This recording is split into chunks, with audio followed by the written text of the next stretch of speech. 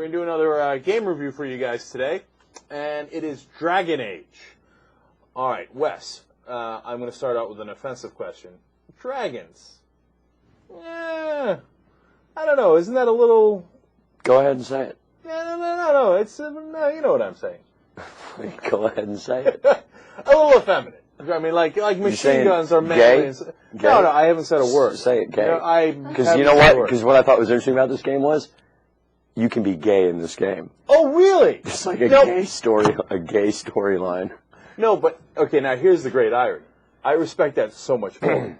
Like if they say, hey, there's a gay character, I'm like, oh, that's really cool, right? But if they don't admit it, then they don't tell you about it up front. You eventually you're like, dude, is that elf hitting on me? All of a sudden, I'm totally into this game. I think it's hilarious. Okay. So, no, because, you know what it is? All kidding aside, dragons seem a little childish to me. You know what I'm saying? So, but like grown-ups are still playing dragon games?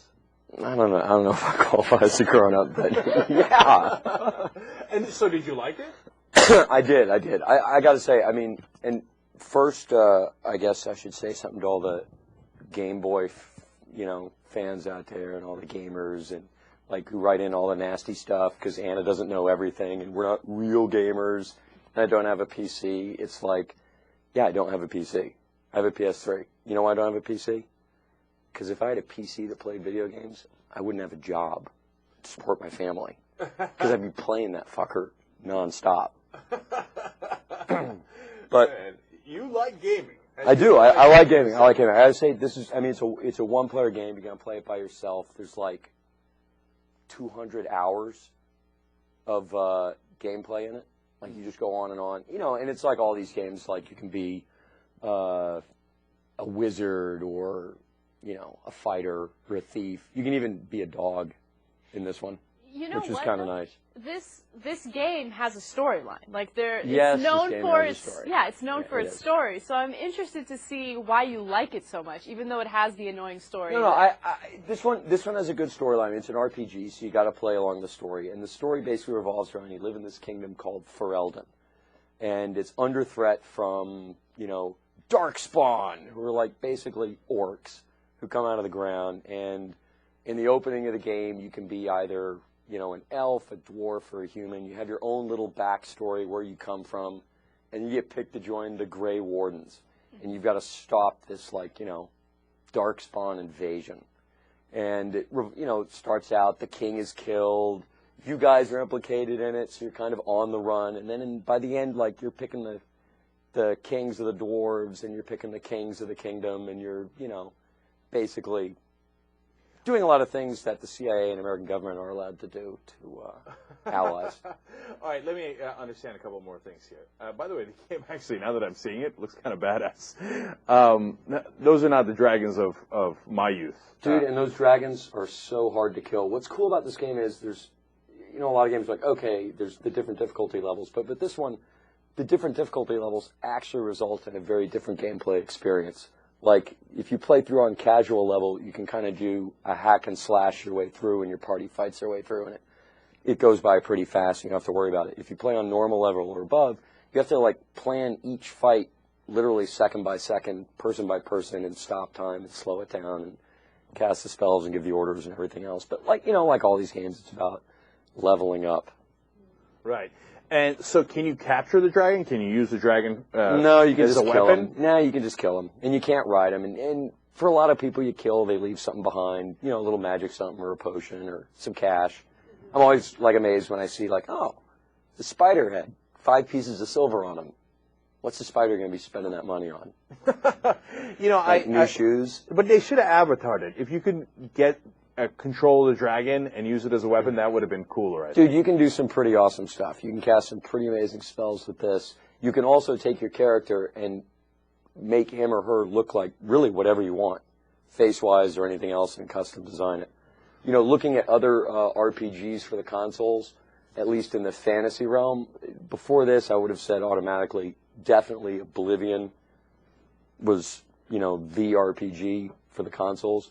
This is really good, but it doesn't allow you a lot of the freedom of movement and stuff that Oblivion does. This game's designed to, get you in, train up fast, and then it's all about, like the fighting and the tactics and stuff with the storyline put together. So what's your tactic for slaying this dragon? What would you do?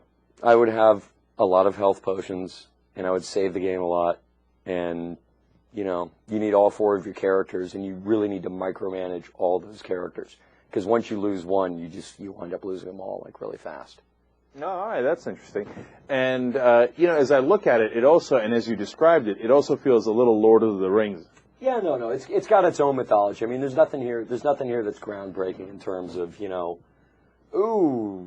I've never heard of that storyline before. Yeah, orcs live underground, dwarves are short, they're cheap, and they're like fighters, but they can't do magic. Elves are kind of gay and live in the woods and know lots of magic. And humans can be anything. I mean, they're all the same. There's like the classic thing you see in all these games. There's like a tournament, that you can go to. You can bribe people for stuff. You can, sneak around and steal things, whatever you want to do. This is described as a role-playing game. Yeah. Right? So what does that mean? Okay, look, this is the worst part of the movie, or the RPG that just went by. Eventually, it builds toward this love scene with you and this total bitch that you find in the woods who, like, tags along with your party. Mm-hmm. And why is she a bitch? Well, the thing in this game is your characters have their own personalities. Mm-hmm. So there's you, the main guy, and then you've got, 8 or 10 other dudes or women you bring around with you. You can only bring 3 other people on each thing. But based on the actions you take, like let's say you beat some wizard down, he's about to go, no, please don't kill me. And your guy's like, fuck that dude, let's kill him. Boom. Well, if you've got someone in your party who's like, I want to be good, then they start to hate you. And if they start to hate you enough, like they quit your party, taking all the nice shit you've given them, or they fight you. Man, this is a lot of work. It is. It's a lot of work. So if someone betrays you like that, right? Can you strike back? Oh yeah, you kill them. Oh, that's awesome. Yeah. That sounds fun. And there's like this indigenous fighter you bring around who's like a bad guy and always wants you to like kill off people. And if you piss him off, he'll just immediately start to fight you. And once you bring him down almost dead, he'll be like, okay, it's cool. It's cool. You're back in charge now. I feel better about it.